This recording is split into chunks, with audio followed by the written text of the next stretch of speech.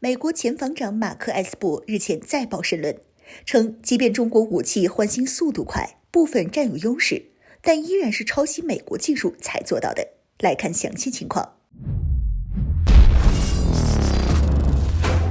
Hello， 各位老铁，大家好，欢迎收看本期迷彩虎，我是虎妞。据美国官媒《美国之音》的报道，美国前国防部长马克·埃斯珀近日在布鲁金斯学会举办的座谈会上，针对中国正以比美国快5到6倍的速度打造新武器库这一话题表示，美国有良好的创新技术，但是中国首先做的却是窃取它们。埃斯珀呼吁美国加强保护知识产权，并加快5倍建设的步伐。埃斯珀称，没有人会比美国更快或更好的创新，这根植于美国的文化。美国做出伟大的创新工作，但中国首先做的是窃取它们，使其能够更快地窃取、调整、整合和建造。因此，美国需要继续努力保护知识产权不被盗窃，确保关闭非法收购和合法收购的大门。实际上，早在之前，美国空军内负责武器装备采购的霍尔特少将就表示，中国正在比美国快6倍的速度换装新式武器，而且中国的购买力也是其一大优势。中国的购买力至少是美国的20倍。如果美国不知道如何降低成本，提高新式武器供应链速度，美国军队会输得和中国军队的竞争。当然，从这位少将发表的观点看，虎妞认为他现阶段还是对国会主导拨款方式表示不满。美国国会根据项目确定拨款，往往是在项目的早期大笔砸钱，但是到后期研发的武器装备需要持续注资完成之时，国会的后续拨款就开始推诿扯皮了，这将使装备和武器的研究时间被持续的搁置。运气好的拿到拨款，后续装备算是研发完成了，虽说是浪费了不少时间，但是至少装备研发出来了。那运气差的就不一样了，可能直到项目被毙掉也拿不到拨款，最后竹篮打水一场空，而先前投入研发资金也被彻底浪费掉了。霍尔特少将认为，这种畸形的拨款制度影响了美军的武器研发和装备采购，所以他才会拿中国出来说事儿。本质上还是想让国会那帮老爷们意识到美军内部拨款制度的缺陷问题。至于美国前防长强调的中国抄袭美国武器技术的论调，虎妞听了都麻木了。最司空见惯的一种情况是，但凡中国有点什么先进装备，在西方那些所谓的人上人眼中，那绝对就是抄袭或者剽窃的美国的技术。如歼20抄袭 F-22， 歼35抄袭 F-35， 林沃尔第抄袭阿利伯克，轰20抄袭 B-2， 福建舰抄袭福特号等等等等。基本上每隔一段时间就是这样的论调。虎妞认为，稍有常识的人都知道这是不可能的。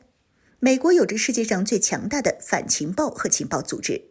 我们要想获得美国的尖端技术难于登天，且中国长期以来一直根植于自主创新。现如今的中国是高超音速武器以及激光武器、电磁武器领域的先行者，其中不乏比美国还领先，甚至美国都没有的技术。以美国既然都没有，何谈中国从美国抄袭呢？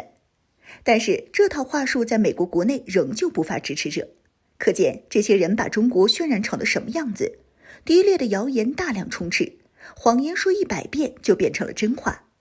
美国这些政客和军方人士个个是撒谎扯皮的1等1好手。当然，其中宣称的中国在5倍上的购买力强于美国是肯定的，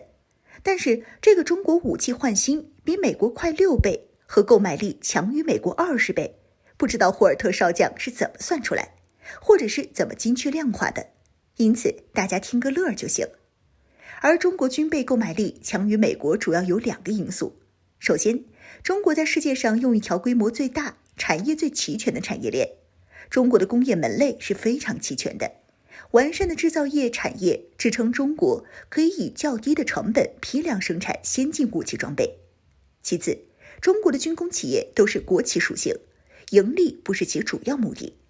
而美国军工复合体唯一的目的就是赚钱。因此，中国制造的武器在成本上比美军的装备便宜多。如美军的新轻坦造价超过1170万美元，顶解放军4辆新轻坦。海军装备就更是吃钱了，一艘哥伦比亚级核潜艇价格一开口就是150亿美元。150亿美元什么概念？山东号的造价据称是50至60亿美元，055大驱一艘10亿美元。可见美军的同类装备采购费用是解放军的数倍，甚至是10多倍以上。当然，这也怪不了别人。首先，美国军火巨头基本上都是私企，就是为了赚钱，钱字当头是唯一目的。其次，美国的国内的制造业和工业流失严重，大财团的人都把钱从实业抽出来转投金融了，毕竟那东西来钱快，利润高，这就导致国内建造的武器成本飙升。最后就是美国国内的通胀问题，6月份的美国通胀达到 9.8%，40年来前所未有。这意味着美元购买力受到大幅度削弱，因此种种因素决定了美国在武备的购买力上根本无法与中国相比。美国军方和政客想承认也好，不想承认也罢，随便怎么造谣，事实是永远都不会改变的。